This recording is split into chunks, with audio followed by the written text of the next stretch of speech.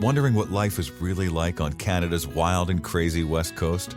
This podcast is all about the people, the places, and Vancouver Island time. Together, we'll explore this island paradise, a combination of ocean, city, and country living. We'll meet the fabulous locals such as the Fudge Fairy and the Chicken Lady, who have chosen Victoria and Vancouver Island as their home. And we'll learn what makes this place unique and special to those who live here. And now, your host of Vancouver Island Time, Jane Johnston. Hi, everybody. It's Jane Johnston with the Briar Hill Group at Remax Camosun and host of Vancouver Island Time. I'm here with Sheila Nykwist, who is the owner of New Branch Media, and she is also going to be talking to us today about living in Shawnigan Lake and Langford. So when did you move out to the island? A year ago exactly. So it was October 2017. I moved from Calgary, Alberta. And how was the transition for you? It was fantastic. I knew winter was coming and I moved to the lake and, you know, there was 2 weeks of snow around Christmas time and then it was gone. I was like, wow, I have just found heaven.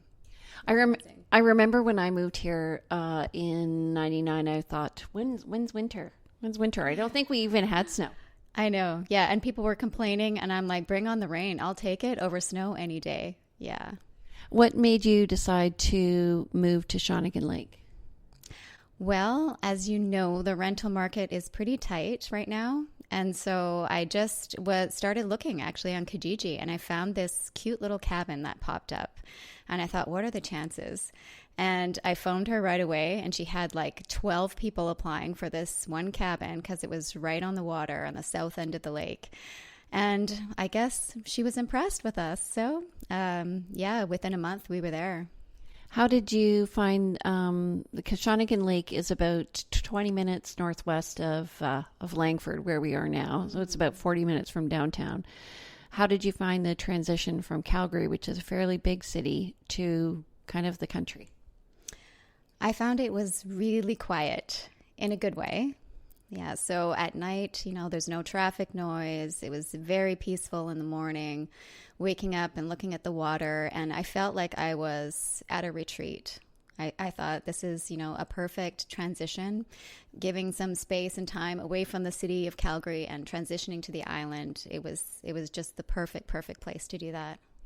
So during the summer, Shawnigan Lake is quite a popular place to hang out. What about boat traffic? I know I've been up there actually for regattas and stuff. So what about boat traffic? Well, unfortunately, I didn't get to experience that because a lot of the rentals on the lake are short term. So the owners will take them back over the summer months. And so it was at that point I had to find something else in June.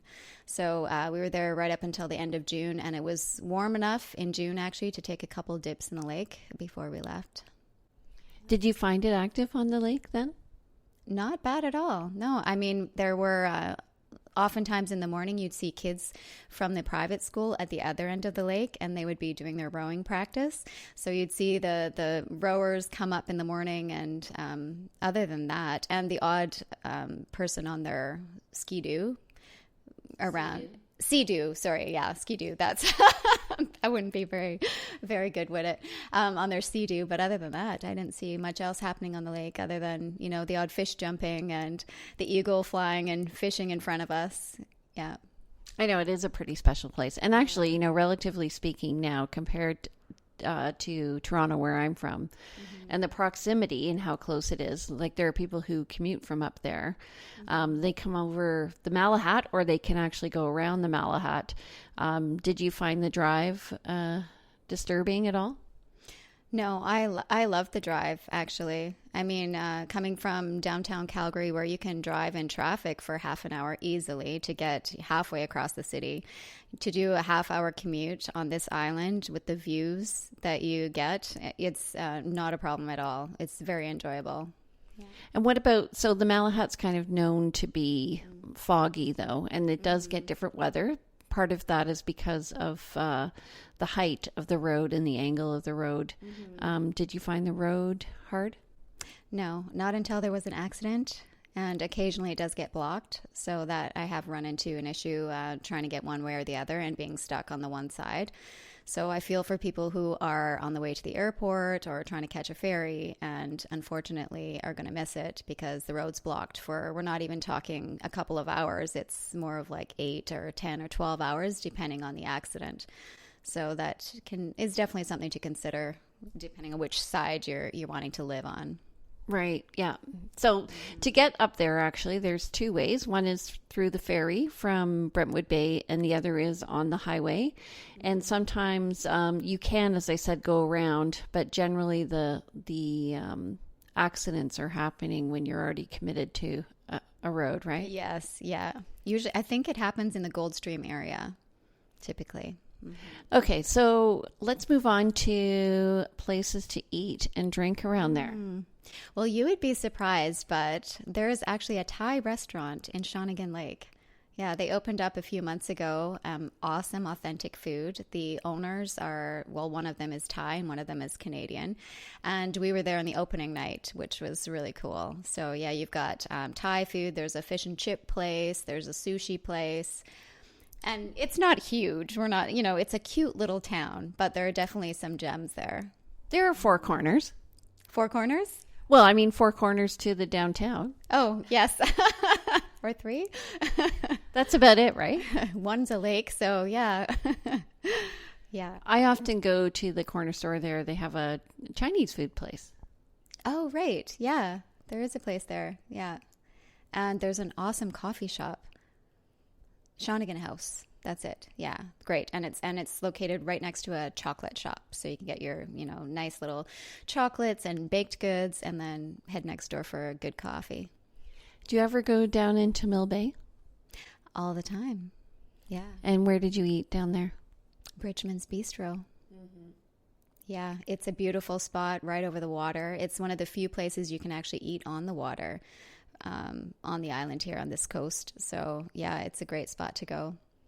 I have a great photo actually because there's a marina just south of there. Mm-hmm. So I have a great shot of the sunset and the pink sky. It's such a nice place to go, even if you're going to go for a glass of wine and sit at the bar and there's just windows all around you and it's a peaceful, quiet spot. How has the transition for your business been? It's been great. Yeah, I think it's surprising how many entrepreneurs there are on the island. I had no idea. It's been a number of years since I've lived here. I actually left in high school. So, to come back and see the development here is unbelievable. And there's definitely a great energy here. There's great passion and of entrepreneurs and all kinds of different businesses, not to mention wineries. Like, who knew there were so many wineries here? Well, you left before you were of age to drink. Yes, this is true. Do you find, though, I found when I moved here, like the difference between living in a big city and living on Vancouver Island is in a big city, you get a job and then, your job ends at the end of the day. Mm-hmm. Here, there are a lot of entrepreneurs because people cobble together a number of jobs. Yes, that's true. Yeah. And I've met a lot of people who've moved here from Vancouver, for example. They've finished a career and now they've bought a winery or they're starting up an art studio or, they're finding things to make it work because they value the lifestyle. And, at this point in my life, that's exactly how I feel. I appreciate being able to go on the trails, 5 minutes from my house. I'm on a trail. I'm in the woods. I'm in nature. And it's all around you. That's what's so great about Langford is that you've got Goldstream Park. You've got Thetis Lake close by. I just discovered Mount Well, which is close to here. And the Great Trail, the Trans-Canada Trail goes by here. You've got Galloping Goose. You can head down to Souk and be on the ocean on the west coast. Like, it's all in such close proximity that you can easily integrate, your passion, your lifestyle with your work. How was the transition from Shawnigan Lake to Langford? Awesome. There are a lot of great restaurants around here. Oh, there are, including one right downstairs. There's so much at your fingertips here. Like within a block, you've got all the amenities that you could want. And one of the things I was missing when I was living in Shawnigan is the gym. And here they've got a beautiful Y that opened up, I think, within the last year or two. And it's got a big pool. And, you know, it's literally 5 minutes from where I'm living. So I love that you have everything you need right here.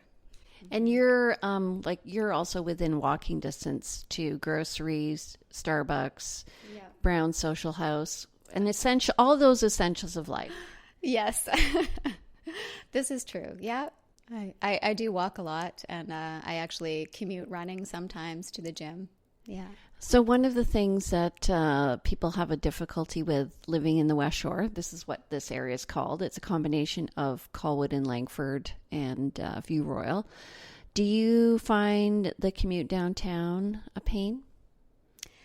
Well, I can't say that I go every day during rush hour, so I manage to avoid rush hour when I can, and I don't find it's a problem at all. If you GPS, you know, typically when I GPS a place to go in Victoria, it's 25 minutes, 20 to 25 minutes, and that's not bad at all. Mm-hmm. Yeah, I haven't found it. For me, what I do is I plan my day going in either before or after the traffic, and then last night I did get stuck in the traffic, and I texted one of my clients, and I'm like, okay, I see what you mean, because I've been avoiding it for years successfully. So you can do it. Mm-hmm. What about the demographics of the area in Langford? It's quite wide. Like in the area where I'm living, I notice a lot of families, and in this building in particular, there are a lot of young people moving here. The university is close by, Royal Roads University. So it's just a wide demographic. Plus, there's been an increase in rental, so it's easier to find one. Yes, definitely. You know, I would have loved to stay in Cowichan Valley, but there was nothing available. And here you can see the development happening. There's new apartment buildings specifically dedicated to pet-friendly apartment buildings, which is great if you have a cat like I do. And so there's definitely a lot of choice, and it's a little less expensive than Victoria, I would say. So for a one-bedroom, how much? A one bedroom is anywhere in the range of $1,300 to $1,500. Mm-hmm. Yeah, and which is shocking. I mean, that's about Calgary prices. Yeah. Unless you want to live in somebody's basement. Of course. You might get a better deal. So what do you do for fun, entertainment?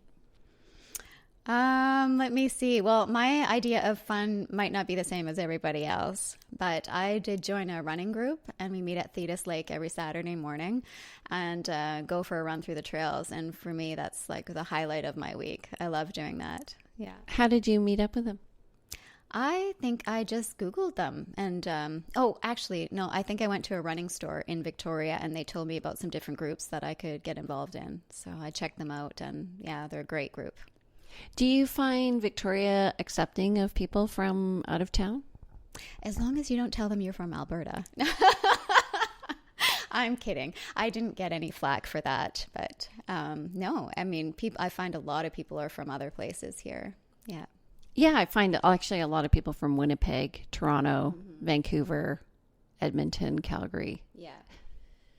Did you, are you finding those people who are from away, are they young or are they older? I'm just saying this because people are going to be, trying to decide if they want to move to Victoria.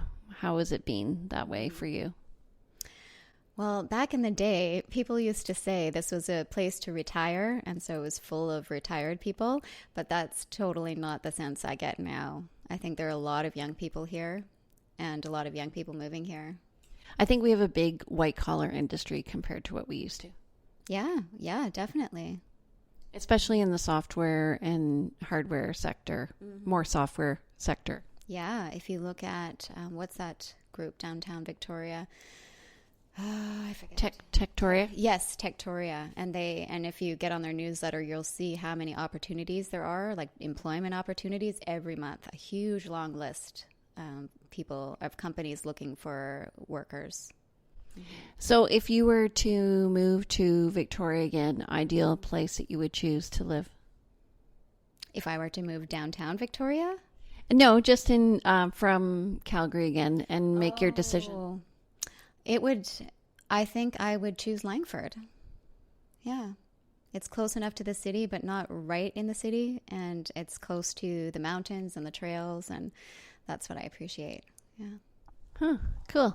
Okay, so if you want more information about Langford, feel free to give me a call. I'm Jane Johnston with the Briar Hill Group at Remax Camosun and host of Vancouver Island Time. We are looking for guests for our show, so please check us out. We're on VancouverIslandTime.com. We're also on Facebook as Vancouver Island Time, and you can find us on your favorite podcasting channel. So just do a search for us. And visit our website. At the bottom, there is click on Be a Guest. And we'd love to have you and find out about where you live on Vancouver Island and what you think of it. Take care. Have a great day. And we'll be back. Sheila's going to be talking to us about her business. Bye. Vancouver Island Time is brought to you by the Briar Hill Group at Remax Camosun, Victoria, where we bring local expertise and global presence to your property. Hi, everybody, and welcome back. It's Jane Johnston with the Briar Hill Group at Remax Camosun and host of Vancouver Island Time. I'm here with Sheila Nykwist with newbranchmedia.ca. So tell me, what is New Branch Media? New Branch Media is a video production company that specializes in video marketing for small to medium-sized businesses. And how long have you been doing that? 6 years. What made you get into that industry? Well, I have a background in journalism, so I started off as a print reporter for a newspaper in Thompson, Manitoba, and from there I moved to Lethbridge to work for Shaw TV. So I used to be a host of Shaw TV, which is a local news show, and from there I moved to Calgary, where I did that for a year, and then decided it was time to do something on my own. So I stepped out and I started New Branch Media. And so you were working in New Branch Media for 5 years, and then you moved out here and you carried that business out. That's right. Yeah. Are you working with people still in Calgary? Yes, I do have some clients. So I will, it's only a 1 hour flight or a short 16-hour drive with the ferry. And I love keeping in touch with the scene in Calgary and going back to see my clients there once in a while. Same clientele type here as there? Now, I would say yes. In the beginning, I did work with some clients in the oil and gas industry, doing internal communications for them, as well as doing the marketing videos for smaller businesses. So who's your ideal client? My ideal client is, I would say, a coach or a healer or a solopreneur who is really wanting to to help people and heal them and help them excel and be better at what they do. And I find a lot of times exactly the techniques they use are hard to describe. So when they can have a video that showcases their work and lets people feel, the energy of it and the potential that they provide, that's the work that fires me up. And so is it a short video, long video? It depends. Good answer, hey? It depends. Now, typically, this is a question a lot of people ask all the time. Well, how long should a video be? And I would say like 2 minutes or less. And that's really where the difficulty can come in when you have so much information you want to share. And how do you do that in 2 minutes and tell it in a story and be engaging and capture people's attention within 7 seconds? Because if you don't capture it within 7 seconds, they're going to be onto something else. So there's a lot that goes into creating a video that's going to engage the audience in the way you want. It's almost like an advertorial, right? It is. Yeah, it is an advertorial. And I like to say the real power of video lies in its authenticity. And if you can create that authentic message and be yourself on camera, then that's when you're really going to engage with your audience. So I know a lot of people are getting into the video sphere these days to market themselves and are creating commercials, fancy video, fancy aerial shots with music and graphics. And at the end of it, you're like, wow, that's cool. And like, what are you about, right? What's your story? And I think when you can combine the story with the video, that's when you're really going to capture people's attention. That's so interesting because obviously I'm doing a lot of video, and it took me a long time to come up with the concept because I wanted to promote business, but I also wanted to promote real estate. And it evolved into this. Honestly, it was just like in December last year. Oh yeah, I could do them both. And I find like it's a great promotional way because I'm just engaging in regular conversation and maybe adding a little levity to people's lives, right? It's not professional, but it's fun. Yeah. And you're providing value, some great information that people will appreciate. So do you find like people initially come in with a misconception, and then you have to train them to produce sort of this short vignette? Yes and no. Yes, I think sometimes people do have an idea of what it's about, and a lot of times they don't. A lot of times they're getting a new website built, for example, and their web developer says, yeah, you need a video. And so then they call you like, yeah, I need a video. And they have no idea what to do. They just know they need a video. So at that point, there's a lot of education into like, who's your audience? What's your message? You know, what are you trying to achieve with this video before you go ahead and make a video, right? Is it usually when a webmaster is saying that, are they saying we want you to have a welcome video? Yes, you could call it a welcome video, promotional video, a video for your landing page that talks about your business. Yeah, because if you have that, then you're going to have more viewers coming to your website. So they're hoping to increase your SEO for you. What about, so where should people be putting their video? Well, there's so many places, definitely on your website, but also on your social media channels. Also, you could send it out in emails specific to the client or the prospect that you're hoping to reach. So have you ever heard of BombBomb? Yes, I have. I have received a BombBomb, actually, a BombBomb video. I thought it was brilliant. I love that idea. So you actually, what's great about it is it doesn't matter what the length of the video is. It just gives you the link, and then it sends it to the person, and it comes up and it says play, whatever, a minute 30 or however long the video is. Yeah, and it's such a personal email is what it is. So you get to see the person talking instead of just reading an email. Here they are addressing you and adding a little of their personality to their message. It's great. I have one client in particular who I really want to interview, but that person is afraid of video. Oh, yes. What is that all about? What is it? Well, it's intimidating. I mean, for a lot of people, especially of a certain generation. So the young people coming up these days have no problem. My little nephew was making his own YouTube channel at like 8 years old.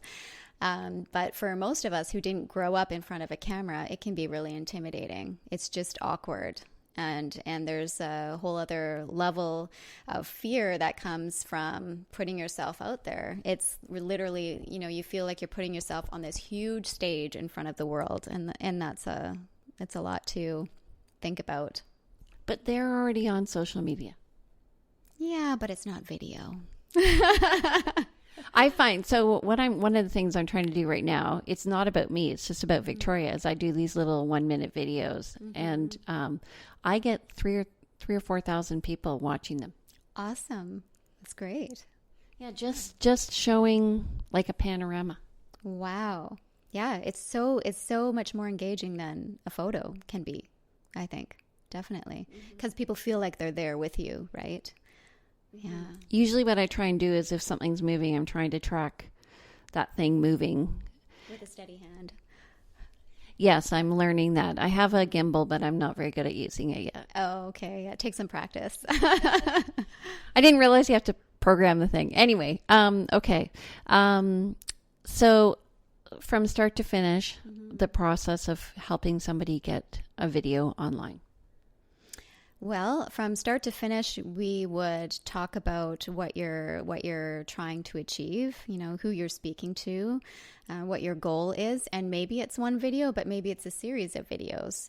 I think it's, nowadays it's not just one video that's going to do it for you. It's being in front of your clients on a constant basis. So instead of writing all those blogs, do a video blog, and that's going to be that much more engaging for your audience. And, instead of your written testimonial, get your video testimonial done. If you're hosting an event, don't just take pictures, get a video done so people can feel the energy of what it's like to be at that event and why they want to be there next year if they missed it, right? So there's so many ways that you can incorporate video into your marketing. I find the one thing is the planning. That's where people are falling down. Yeah, it does take some planning. It definitely takes some time to prepare. Whether you're doing your video blogs, it's not like you can go on and ramble on. I mean, there's a certain formula that you should follow and keep it within a certain time limit and keep them consistent and looking the same each video blog, for example. So yeah, it does take some planning, but it's worth it. And it's going back to the whole fear factor. It doesn't have to be scary. It can be a really fun process. And I think the more fun you make it, the more authentic you'll come across on camera and the more engaging you'll be. Yeah, we keep all our bloopers, unfortunately. I saw that. We did that on TV all the time too. And at the end of the year, we would watch our blooper reel and it's so much fun. It is fun because you see what's really going on behind the scenes. Yes. Yeah. People have no idea till you try to make it yourself, right? And then you're like, holy man, there's a lot that actually goes into this. At the same time, there's not a lot, right? Like I'm sitting here with a phone and I mean, technology these days, it's unbelievable. Yeah, we're so lucky to have this technology. So you do education with people? Yes, education and coaching as well. How to be your best on camera, how to get over that fear, and some different tricks that you can do to present yourself well on camera. Because that's also a skill, isn't it, that you develop? Well, I've been noticing how perfectly angled your head is. And I'm like looking at you at 90 degrees to the camera and I'm watching. I'm like, she's at 45 degrees. We don't want the nose shots, Jane. No, ideally you would have a camera person here who's going, back and forth. But, this works, right? Well, we can edit you and me in. Oh, yeah. Cool. So this is stuff we're learning as we go along. We don't care about being perfect. No, we don't. We don't want to be perfect. We want to be real. Yeah. So cost of your courses. Cost of my courses. So you have one coming up. What's that one? I have a workshop coming up. It's a full day, and I believe it's $197. So I'll be doing more of those workshops. They're introductory workshops to give you just a little bit of information and some tips and tricks on how to do your own videos like you're doing, as well as some real hands-on experience of creating your own videos. Yeah. Do you do any editing, like editing coaching? How to edit a video? You can talk to me after about that. Okay. Yeah, I find there's so many different programs, right? So unless you're using the same program as I do, I'm not going to learn a whole other editing software to teach somebody. But I mean, there are a lot of strategies. Yeah, I mean, there's basic video editing that I think is what most people would be doing. And yeah, then that's pretty simple. I've been because I do a lot of video, I've been learning to edit on my phone, and then, my assistant's been editing as well. So it's been just interesting to see what I can do. Obviously, the phone is more limited, but just the strategies of the angle, of zooming in for the point and switching over. And yeah, and there are a lot of tricks, and this is something I learned in journalism school way back when. So, getting a variety of shots, whether you're getting a wide shot or a medium shot or a close up, and making sure you're mixing those up. So then when it comes to the editing stage, you have some good opportunity to make those clean edits, professional looking. Yeah, and also when you're talking, to add the pause to make it easy to edit. Right. Right. And at the end, to stay looking at the camera for a few seconds when you do your sign off. Right. You're getting the hang of it. You know what? I just enjoy it. But mostly what I enjoy is just meeting people. I actually don't watch the video after it's done. Really? What? Why not? I don't know. It's kind of like when I was a teacher and marking somebody's test. I just consider, okay, the moment's passed. I don't need to go back and revisit. Yeah. This is, I mean, you're doing them all the time. You're doing so many of them, but once in a while, I would recommend you go and watch yourself, because I remember the first few times I saw myself on video and I cringed because I would do these like weird things with my eyebrow, or, you know, there's certain things that you do without realizing it. And it's not until you watch yourself on camera that you catch them and you can make those modifications, because what if it's something that's really irritating? Like, I don't know. So you want to make sure you take care of that. Thank you, Sheila, for having us today. If you're interested in learning more about what Sheila does, you can go to newbranchmedia.ca, or you can visit us at vancouverislandtime.com, and the information will be on there. Also, if you want to follow us, please do so on Facebook at Vancouver Island Time. We are also on LinkedIn, Twitter, iTunes, and any podcast which you favor. All right, have a great day, and we'll see you next week on Vancouver Island Time. Bye. Welcome to the neighborhood. We hope you have had some insight into West Coast living. If you know of someone or someplace that should be highlighted in our podcast, we love to hear from you. Please go to VancouverIslandTime.com and click on our Connect button. See you next week on Vancouver Island Time with Jane Johnston.